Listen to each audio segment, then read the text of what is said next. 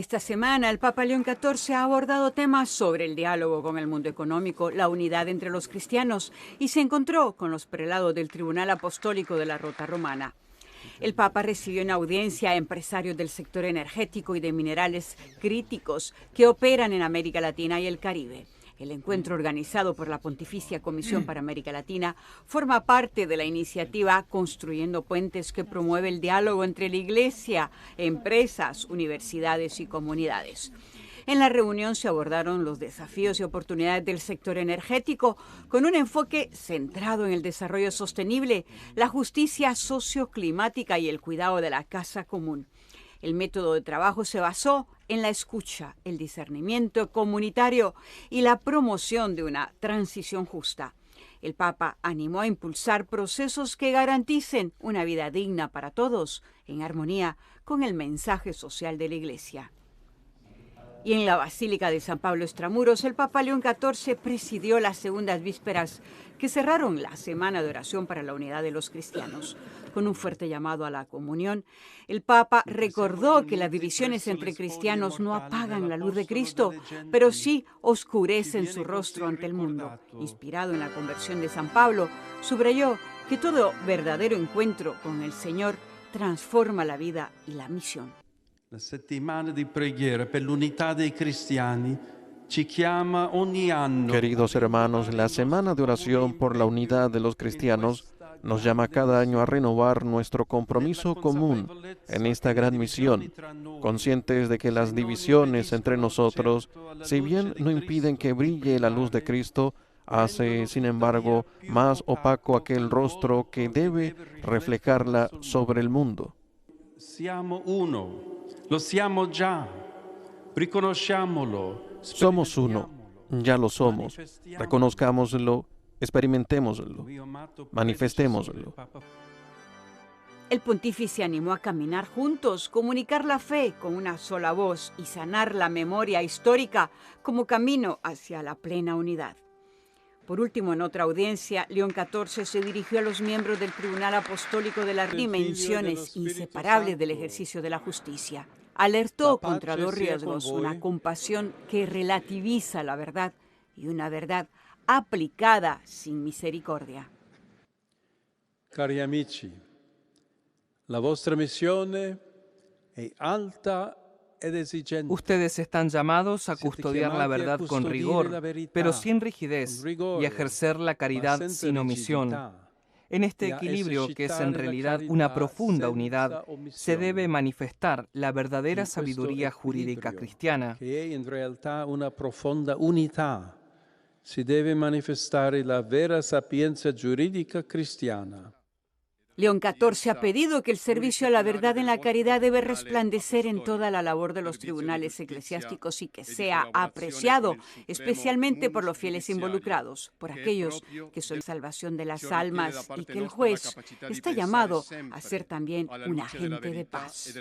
Diálogo, unidad. Estos los mensajes centrales en esta semana de actividades del Papa León XIV. Les damos una fraternal bienvenida a la transmisión en directo del rezo de la oración mariana del Ángelus dirigido por el Papa León XIV.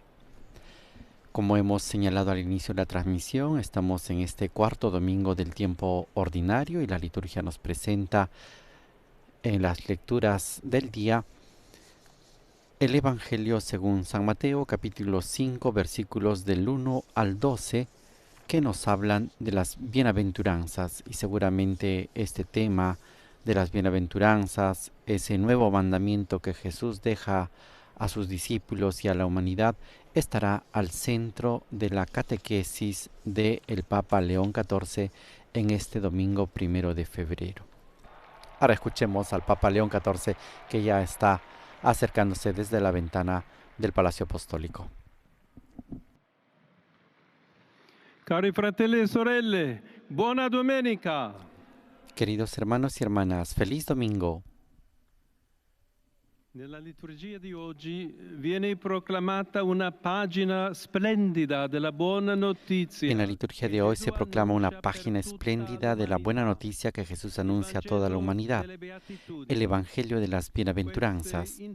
Estas, en efecto, son luces que el Señor enciende en la penumbra de la historia, revelando el proyecto de salvación que el Padre realiza por medio del Hijo con el poder del Espíritu Santo.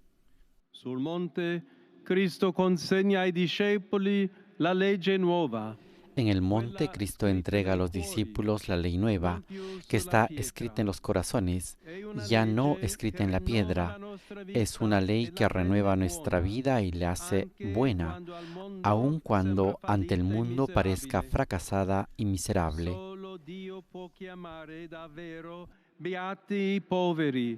Solo Dios puede llamar realmente bienaventurados a los pobres y a los afligidos, porque Él es el sumo bien que se da a todos con amor infinito. Solo Dios puede saciar a quienes buscan paz y justicia, porque Él es el justo juez del mundo, autor de la paz eterna. Solo en Dios se encuentran alegría los mansos, los misericordiosos y los puros de corazón, porque Él es el cumplimiento de lo que esperan. En la persecución, Dios es la fuente del rescate. En la mentira, es el ancla de la verdad.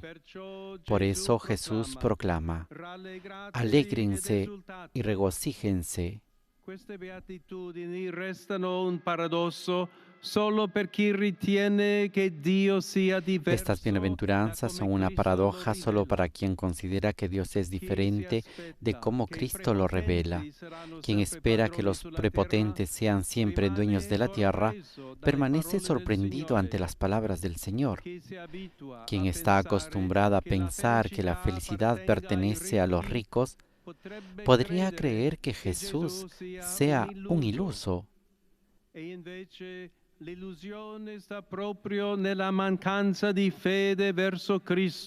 en cambio la ilusión está precisamente en la falta de fe en Cristo. Él es el pobre que comparte su vida con todos, el manso que persevera en el dolor, el que trabaja por la paz y es perseguido hasta la muerte en cruz.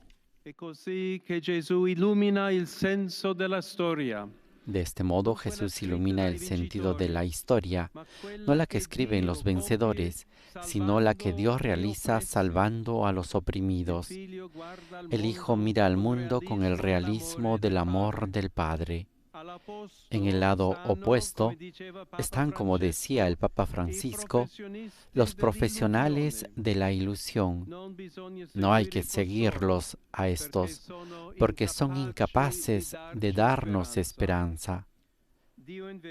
Dios, en cambio, da esta esperanza sobre todo a quien el mundo descarta como desesperado.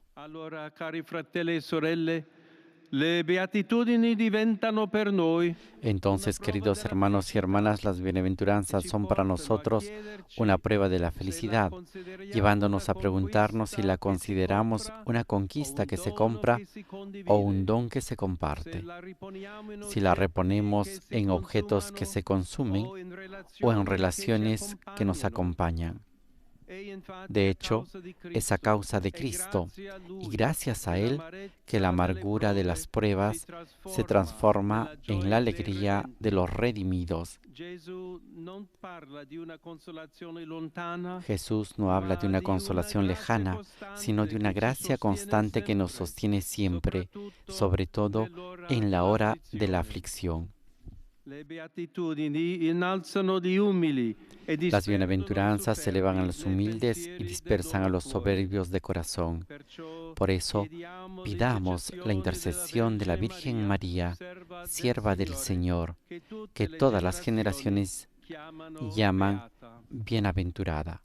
Angelus Domini nunciavit Mariae, et concepit de Spiritus Sancto. Ave Maria, gratia plena Dominus tecum, benedicta tu in mulieribus, et benedictus fructus ventris tui, Iesus. Sancta Maria Mater Dei, ora pro nobis peccatoribus, nunc et in hora mortis nostre. Amen. Ecce ancilla Domini. Fiat mi secundum verbum tuum. Ave Maria, gratia plena Dominus tecum, benedicta tu in mulieribus, et benedictus fructus ventris tui, Iesus. Sancta Maria Mater Dei, ora pro nobis peccatoribus, nunc et in hora mortis nostre. Amen. Et verbum caro factum est. Et habitavit in nobis. Ave Maria, gratia plena Dominus tecum, benedicta tu in mulieribus, et benedictus fructus ventris tui, Iesus. Sancta Maria Mater Dei, ora pro nobis peccatoribus, nunc et in hora mortis nostre. Amen. Ora pro nobis, Sancta Dei Genitrix. Udini efficiamur promissionibus Christi. Oremus. Gratiam tuam quesumus Domine mentibus nostris infunde, ut qui angelo nunciante, Christi filii tui incarnationem coniovimus, per passionem eius et crucem, ad resurrectionis gloriam perducamur, per Christum Dominum nostrum. Amen. Gloria Patri et Filio et Spiritui Sancto. Sicut erat in principio et nunc et semper, et in saecula saeculorum. Amen. Gloria Patri et Filio et Spiritui Sancto. Sicut erat in principio et nunc et semper, et in saecula saeculorum. Amen. Gloria Patri et Filio et Spiritui Sancto. Sicut erat in principio et nunc et semper, et in saecula saeculorum. Amen. Pro fidelibus defunctis, requiem aeternam dona eis Domine, Et lux perpetua luceat eis. requiescant in pace. Amen. Dominus vobiscum. El Señor esté con ustedes y con tu espíritu. Nomen Domini benedictum. Bendito el nombre del Señor. Adiutorium nostrum Nuestro in auxilio nomine viene Domini. en nombre del Señor, que hizo el cielo y la tierra. Benedicta ahora recibamos la vos, bendición. Omnipotens Deus, Pater et Filius et Spiritus Sanctus. Amen. Laudetur Jesus Christus, alabado sea Jesucristo. Amigos, reciban un saludo de la redacción en español de Radio Vaticano, Vatican News, y quien los acompaña en esta transmisión, Patricia Inestrosa. Hoy, miércoles 4 de marzo, el Papa tiene su catequesis en el aula Pablo VI. Y el aplauso, como para los que están oyendo en radio, es indicativo de la presencia, la entrada de nuestro querido Santo Padre, el Papa León XIV, que está ya listo para impartir la bendición. Dar inicio con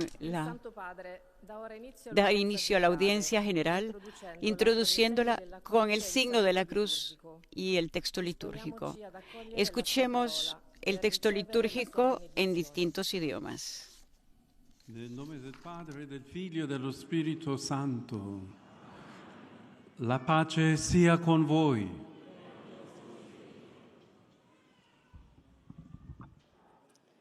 Cari fratelli e sorelle, buongiorno e benvenuti. Queridos hermanos y hermanas, buenos días y bienvenidos.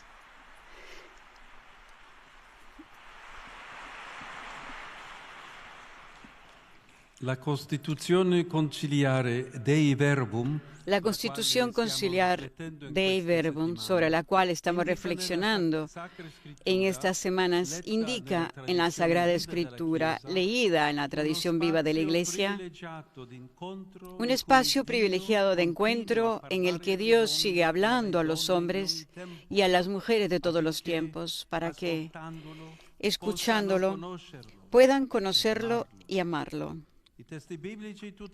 Los textos bíblicos, sin embargo, no fueron escritos en un lenguaje celestial o sobrehumano, como también nos enseña la realidad cotidiana. De hecho, dos personas que hablan lenguas diferentes no se entienden entre ellas, no pueden entrar en diálogo, no logran establecer una relación. En algunos casos, hacerse comprender por el otro es un primer acto de amor. Por esto, Dios elige hablar usando lenguajes humanos y así diferentes autores, inspirados por el Espíritu Santo, han redactado los textos de la Sagrada Escritura. Como recuerda el documento conciliar, las palabras de Dios expresadas con lenguas humanas se han hecho semejantes al habla humana, como en otro tiempo el Verbo del Padre Eterno, tomada la carne de la debilidad humana, se hizo semejante a los hombres. Por tanto, no solo en sus contenidos, sino también en el lenguaje, la Escritura revela la condescendencia misericordiosa de Dios hacia los hombres y su deseo de hacerse cercanos a ellos. A lo largo de la historia de la Iglesia, se ha estudiado la relación que se produce entre el autor divino y los autores humanos de los textos sagrados. Durante muchos siglos, muchos teólogos se han preocupado por defender la inspiración divina de la Sagrada Escritura, casi considerando a los autores humanos solo como instrumentos pasivos del Espíritu Santo. En tiempos más recientes, la reflexión ha revalorizado la contribución de los hagiógrafos en la redacción de los textos sagrados, hasta el punto de que el documento conciliar habla de Dios como autor principal de la Sagrada Escritura, pero llama también a los hagiógrafos verdaderos autores de los libros sagrados. Como observaba un agudo exégeta del siglo pasado, rebajar la operación humana a la de puro amanuense no es glorificar la operación divina.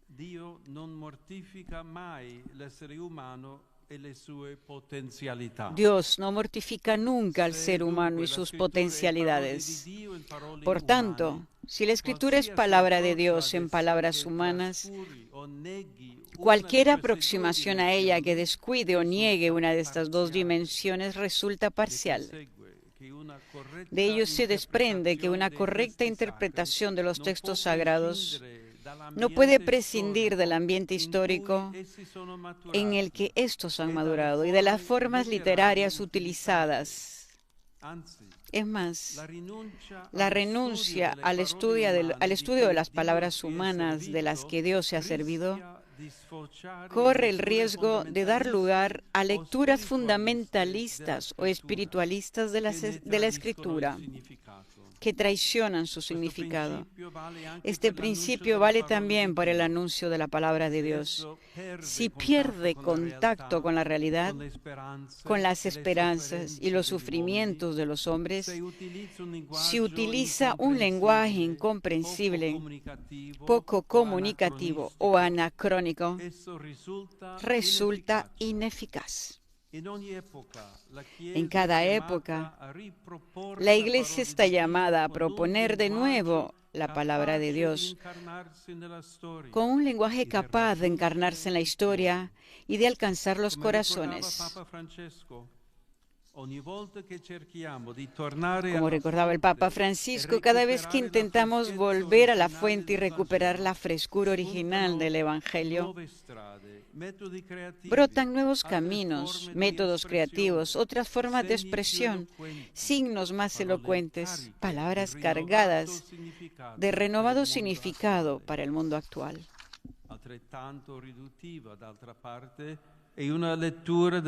Igualmente reductiva es, por otra parte, una lectura de la Escritura que descuida su origen divino y termina entendiéndola como una mera enseñanza humana, como algo que debe estudiarse simplemente desde un punto de vista técnico o como solo un texto del pasado. Más bien, especialmente cuando se proclama en el contexto de la liturgia, la Escritura pretende hablar de los creyentes de hoy, tocar su vida presente con sus problemáticas, iluminar los pasos a seguir y las decisiones que tienen que asumir. Esto solamente es posible cuando el creyente lee e interpreta los textos sagrados bajo la guía del mismo Espíritu que los inspiró. En este sentido, la Escritura sirve para alimentar la vida y la caridad de los creyentes, como recuerda San Agustín. El que juzga haber entendido las divinas Escrituras y con esta inteligencia no edifica este doble amor de Dios y del prójimo, aún no las entendió. El origen divino de la Escritura recuerda también que el Evangelio, encomendado al testimonio de los bautizados, incluso abrazando todas las dimensiones de la vida y de la realidad, las trasciende. Esto no se puede reducir a mero mensaje filantrópico o social, sino que es anuncio alegre de la vida plena y eterna que Dios nos ha donado en Jesús. Queridos hermanos y hermanas, damos las gracias al Señor porque en su bondad no permite que en nuestras vidas falte el alimento esencial de su palabra, y oramos para que nuestras palabras y más aún nuestras vidas no oscurezcan el amor de Dios que en ellas se narra.